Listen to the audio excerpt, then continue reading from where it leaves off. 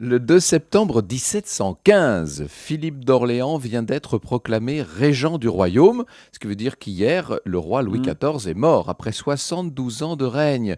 Entre parenthèses, 1715, ça veut dire que l'année prochaine, on célébrera exactement dans un an le tricentenaire de Ah la mort exact, du ouais. grand roi. Mmh.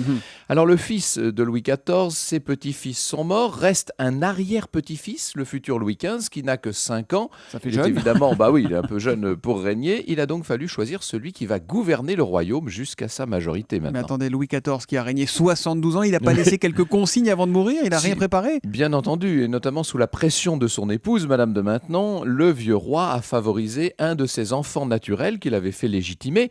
Seulement, dès le lendemain du décès, le Parlement de Paris casse le testament de Louis XIV, qui Mmh. d'ailleurs se doutait de ce qui allait arriver, hein.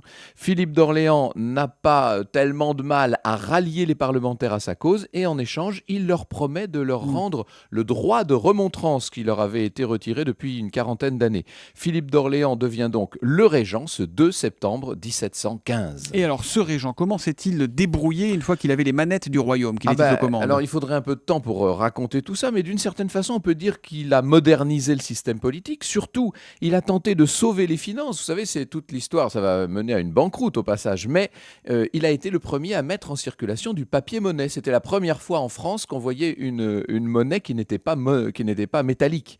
Le personnage, par ailleurs, est très décrié, hein, vous savez, à cause de son comportement. On le soupçonne d'organiser des orgies qu'on appelle ces petits soupers, ces soupers Mmh. fins. On l'accuse aussi d'entretenir une relation incestueuse avec sa propre Oui, fille. c'est ce qui s'appelle ne pas avoir très bonne presse en Oui, termes d'aujourd'hui. c'est le moins qu'on puisse dire. D'ailleurs, il y a toutes sortes de conspirations qui sont fomentées pour le destituer. Rappelez-vous le film Le Bossu.